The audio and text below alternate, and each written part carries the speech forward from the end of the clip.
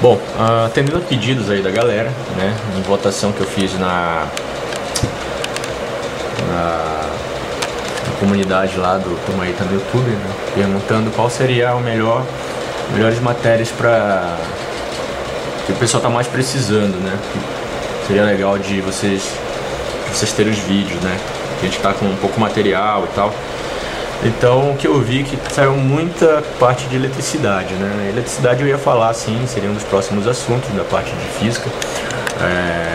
E é até legal porque a minha área é eletricidade, né? Eu sou engenheiro eletrônico. Então eu vou começar com as videoaulas de eletricidade, tá? Geometria espacial vai ser um próximo tópico e parte de análise combinatória. O que eu vejo que o pessoal não liga muito pra química, né? É isso que eu fico pensando. Aí que tá o erro da galera. Não sei se estão com facilidade de química ou outra coisa. Ou estão deixando meio de lado. Eu falo pra vocês, não pode desleixar nada de química. A minha melhor nota no vestibular foi de química. Eu acho que deve ter sido isso que me colocou dentro, né? Lá do ITA. Porque eu acho que eu fiz pelo menos nas notas que eu recebi quando eu me formei, tinha lá a química, acho que estava a melhor nota. E uma coisa que você tem que pensar é o seguinte: você tem que fugir do normal, entendeu?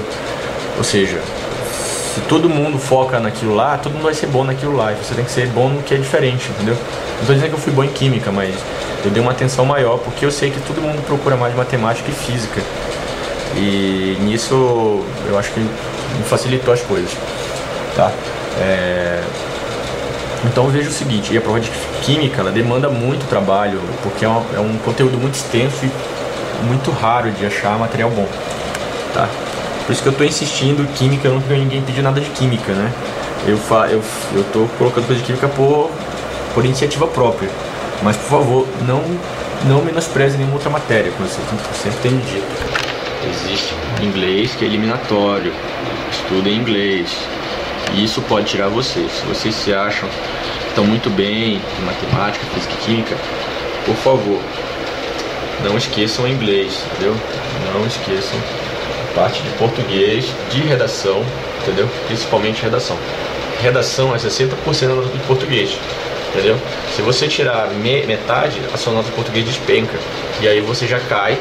Se você, por exemplo, fazer uma prova maravilhosa de matemática e física, né, de exatas, ela tá excelente, a tua nota de português cai lá embaixo, amigo, já era, velho. Você tá fora, entendeu? É o seguinte, a prova geralmente tem 9, 10 mil candidatos. A maioria sai nas objetivas. E depois fica o que? Acho que uns 40%, 40, 30% das pessoas para dissertativa. Então pense, vamos fazer um cálculo bem tosco, né? 30% de 10 mil, para 3 mil pessoas. 3 mil pessoas para 120 vagas. Você acha que isso é decidido como? Isso é decidido em detalhes, entendeu? Então, se liguem nisso, tá? Não tô querendo ser chato, tô sempre insistindo nessa questão. Mas você que por exemplo, está estudando sozinho em casa, que tá dando gás em casa, sem orientação, você não sabe muito pesar uma matéria ou outra. Geralmente você fica meio perdido, você acaba esquecendo. Por exemplo, alguém que está no cursinho, existem aulas todo dia bem definidas, dão atenção igual para química, para física, matemática, português, inglês, né? Então o pessoal que está no cursinho, eles têm uma certa disciplina, porque a grade de horários força isso. Quando você está estudando sozinho, você não tem essa disciplina, não tem alguém que puxa, olha, agora você tem que estudar isso. Você tem que fazer isso. Você tem que dar atenção para as matérias, certo? Tá ligado? Então, por favor, não menospreze as matérias, não deixe de estudar isso ou aquilo. Eu sei que é muita coisa, eu já passei por isso, eu sei como é que é. Mas química é uma prova muito importante, muito difícil. Eu acho que é até mais difícil que a de matemática e física, tá bom? Por isso que quando eu estava estudando, eu dei uma atenção especial para química, né? Porque eu sei que todo mundo estuda física, estuda matemática. Bom, o que a gente vai falar agora é de eletricidade, tá? Vamos iniciar a parte de eletricidade.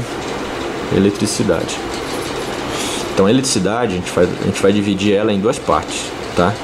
A eletrostática e a eletrodinâmica. Qual que é a diferença? Qual que é a diferença eletrostática e eletrodinâmica? Olha, filho, é o seguinte.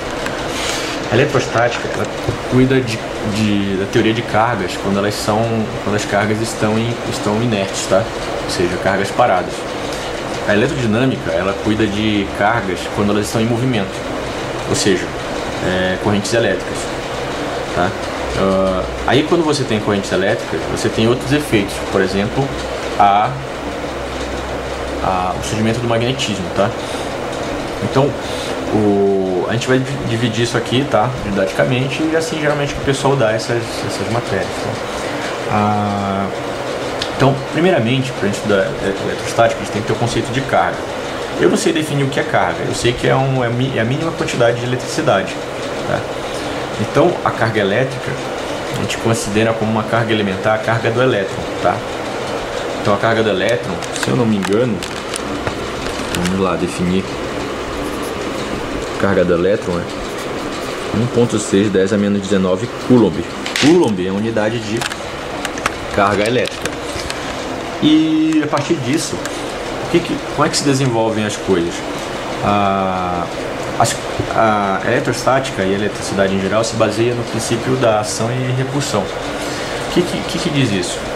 Na natureza você tem dois tipos de carga, a carga elétrica positiva e a carga elétrica negativa. Elas têm interações dependendo de como elas são, de como é que elas estão se interagindo. Toda vez que você tiver cargas de sinal igual, ou seja, positivas e negativas, duas cargas positivas ou duas cargas negativas, elas vão tender a se repelir, ou seja, vai surgir uma força que vai fazer com que elas se repelem. Quando você tiver cargas positivas, né, você vai ter se tiver cargas de sinais contrários, elas se atraem, tá? Então é aquela coisa, né? Os opostos se atraem e os iguais se repelem. Nisso surge uma força. Essa força a gente chama de força elétrica, né? Força eletrostática, tá? Que foi estudada pelo tal de Coulomb. O Coulomb utilizou uma balança de torção, né? É uma balança que em vez de que é tipo um fio, né? E aí tem uma hastezinha que quando ela roda, aí torce o fio e ele mede a força, né? E então ele utilizou para fazer esse cálculo, ele utilizou duas cargas elétricas e viu que a força de interação entre elas, de atração e de repulsão, ela depende da carga das duas e da distância relativa entre elas, né? Então, ele deu origem a uma lei numérica aqui, né, chamada lei de Coulomb, tá? Lei de Coulomb. A lei de Coulomb diz o seguinte, que a força elétrica que tem entre duas cargas é proporcional ao produto das cargas dividido pela distância ao quadrado sobre elas, né, entre elas, tá? Então, se você tem uma carga positiva e uma carga negativa, vai haver uma força de atração, tá? Que é proporcional, né, ao produto dessas duas cargas dividido pelo quadrado da distância. Isso aqui é a constante e ela vale 1 sobre 4π epsilon. Esse aqui é o dielétrico do meio, tá? Ou seja, lá sempre as cargas estão no meio, no meio. Pode ser o vácuo, pode ser a água, pode ser o ar, pode ser o metal, pode ser. Então, dependendo de onde eles estão, esse constante K aqui vai alterar, tá? Então essa força altera, então depende desse K também, que depende do meio onde eles estão. Tudo bem? Daí você tem o seguinte. Então elas se atraem, se repelem e essa força é um vetor, né? Tá? Então tem todos os processos. Por exemplo, vamos dar um exemplo aqui de uma questão simples aqui, né?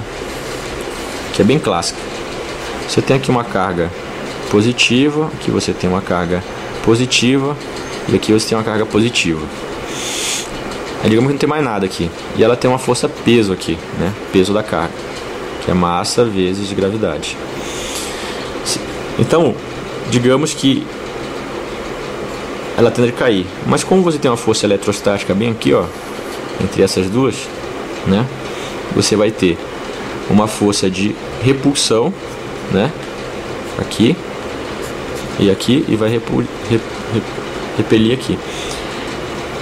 A resultante dessas duas repulsões aqui, força 1, força 2, Q1, Q2, Q3, né? Ou seja, aqui você vai ter um ângulo, né? Tem um ângulo θ, que é o mesmo ângulo do triângulo aqui, tá? Então isso aqui você vai ter uma resultante. A força resultante você vai calcular com a lei dos cossenos. Força 1 mais força 2 mais 2F1, F2, cosseno do ângulo. Como supomos que as cargas sejam iguais, tá? Então vai ficar aqui, então as forças são iguais, porque a distância aqui é igual. Vou chamar de A. Então força resultante é igual a 2F mais 2F ao quadrado, cosseno de θ, né? Então fica aqui a força resultante é igual a 2F ao quadrado, 1 mais cosseno. Ok? Então essa aqui é a força total que vai sair, né? Então vai ficar aqui a força é igual a 2, 1 mais cosseno de θ. Essa é a força que vai estar sobre força elétrica. Para ela ficar paradinha aqui, o que acontece? Essa força resultante para cima tem que ser igual a força peso. Então você tem que mg 2, 1 mais cosseno de θ. Legal? Né? E aí, qual que é o valor das cargas, sabendo que isso aqui é L? Né? Qual seria o valor das cargas, né? Para que isso aconteça? A força elétrica, né, vai ser K, Q. Como as cargas são iguais, supomos que as cargas aqui sejam iguais, tá? Vai ficar Q ao quadrado sobre A ao quadrado. Então fica aqui mg igual a K, Q ao quadrado sobre A ao quadrado.